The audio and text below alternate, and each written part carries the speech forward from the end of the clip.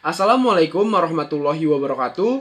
Nama saya Fir Rahmat Perwira Vijaya. Saya dari kelas 12 IPA 3. Saya akan membuat video biologi tentang pembelahan sel.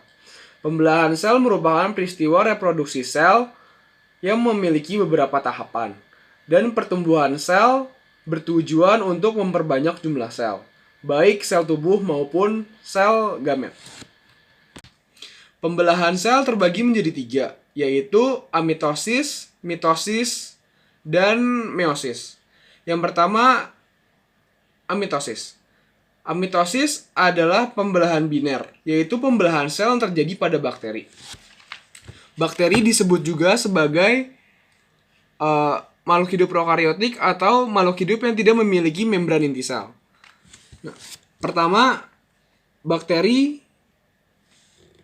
terdiri dari satu tubuh, kemudian terjadi proses pembelahan sitoplasma, dan yang selanjutnya terjadi bakteri akan langsung menjadi dua, yaitu dua bakteri baru.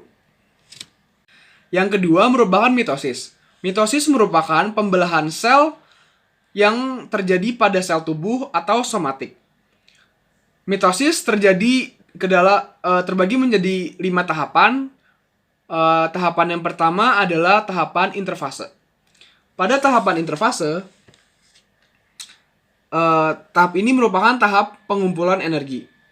Di dalam interfase terdiri atas 4 subtahapan. Yang pertama itu growth primer atau proses pertumbuhan sel dan penggandaan organel.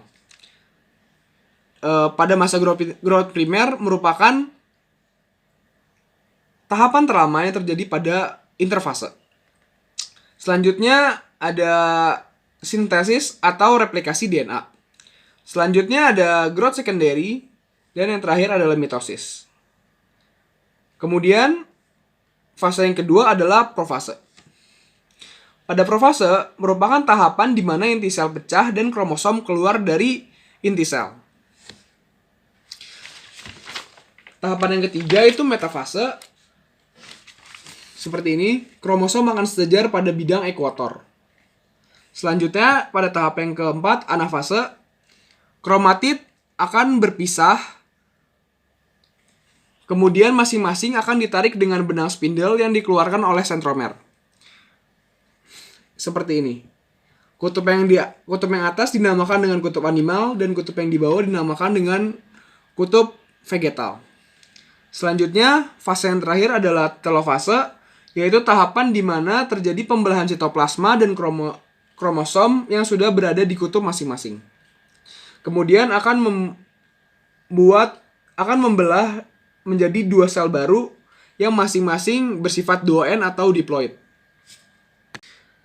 Yang ketiga, meiosis, yaitu pembelahan sel yang terjadi pada sel kelamin atau sel gamet, yang terdiri atas karyokinesis dan sitokinesis.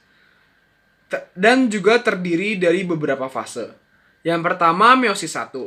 Pada meiosis 1 terjadi beberapa fase, yaitu profase 1 merupakan fase yang paling lama. Terdiri dari 5 tahapan, yaitu laptoten atau kromosom keluar dari inti.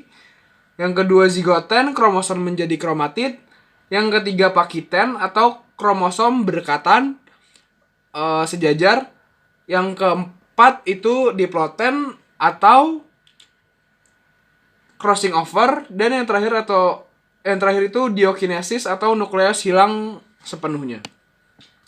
Yang selanjutnya ada mitosis 1, terus ada anafase 1 dan telofase 1.